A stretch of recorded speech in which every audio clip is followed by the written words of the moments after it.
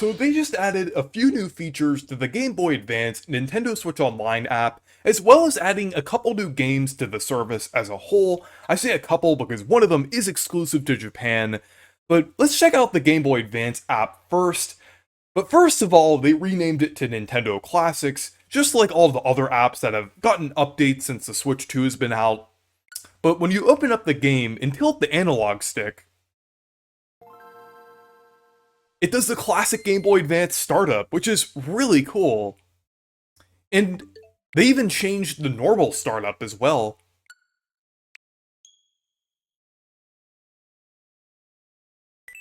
Since it does the Super Mario Advance coin sound effect.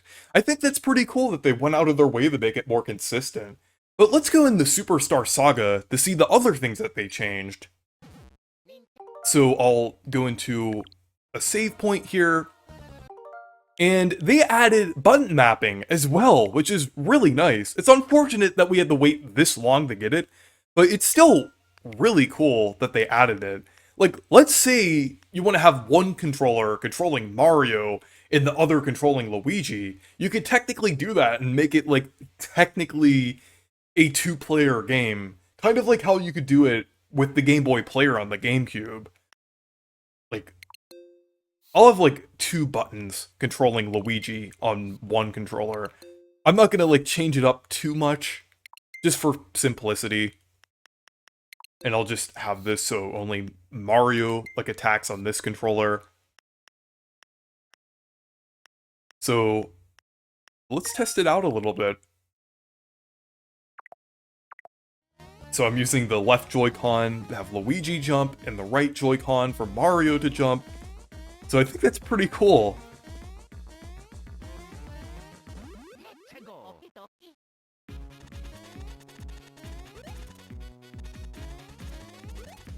But I think this works pretty well, even like in single player, like to have like one controller with Luigi and the other is Mario. I think that's pretty cool. I think it works surprisingly well.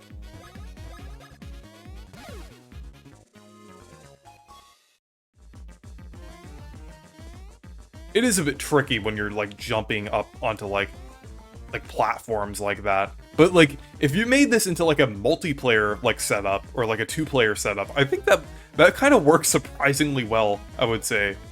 Like maybe have like maybe lock the movement to like one controller but for like battling and things or like using like Mario Luigi out in the field, that would kind of be like the role of like the second player or like using Luigi anywhere.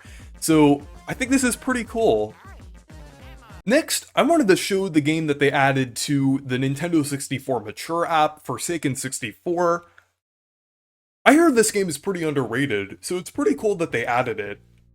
I think it's always nice to have like an obscure game that a decent amount of people actually like.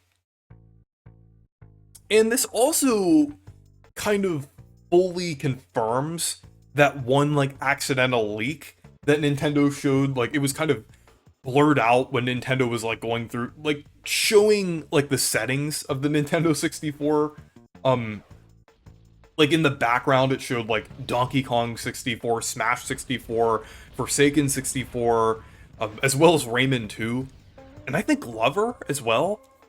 So we might be getting those games very soon, which is pretty exciting. And also the fact that Nintendo has been consistently updating the Mature app for the Nintendo 64 means that we might get Conquer pretty soon. I really hope so.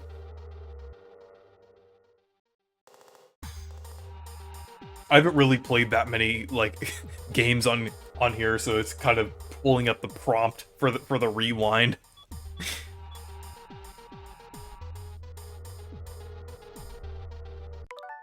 Okay, I guess that's what turns it off there.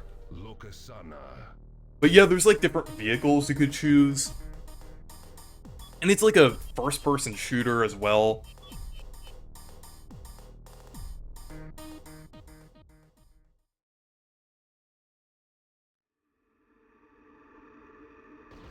But this is pretty interesting. I think this looks pretty good for a Nintendo 64 game as well. For the vanquished, there is pain and humiliation. not an option for the Forsaken. Okay.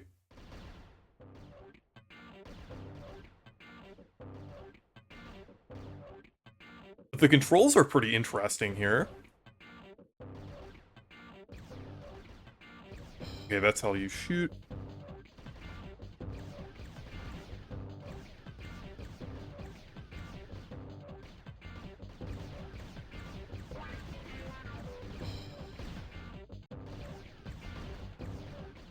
Kind of have to get used to the controls here. They're a little tricky.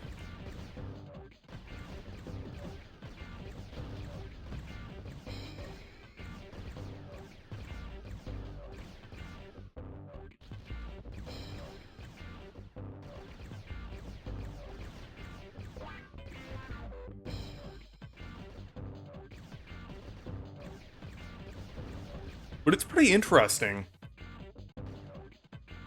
I think it's definitely controls pretty uniquely compared to like other first-person shooter games at the time.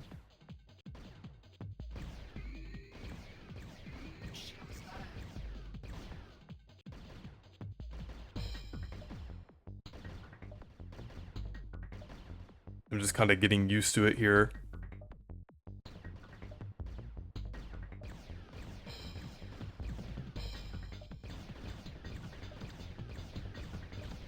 There we go.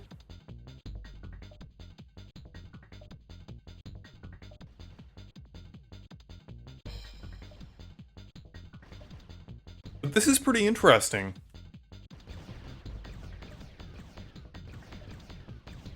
I hope we still get like a new GameCube game this month as well.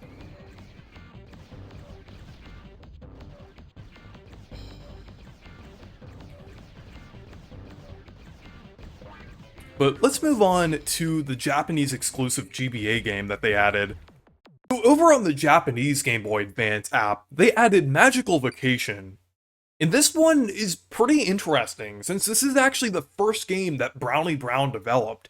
If you haven't heard of Brownie Brown before, they co-developed Mother 3, as well as becoming 1UP Studio later on and assisting the development of multiple first-party Nintendo games.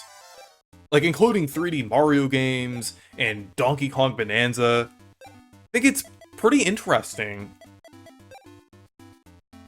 I think it's unfortunate that this game hasn't been localized, because like obviously I can't understand it here. But yeah, it's just one of those games that like Nintendo doesn't really care to localize. Unfortunately, there's quite a lot of really interesting games that have released over the years that have never been translated officially. I'm not sure if there is a fan translation of this. I don't really know much about this game, I just kind of know the history of a lot of like Nintendo developers. There probably is.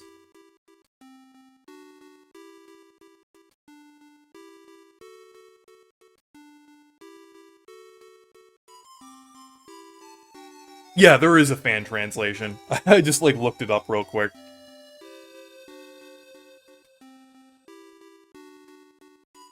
But anyways, thank you guys for watching this video.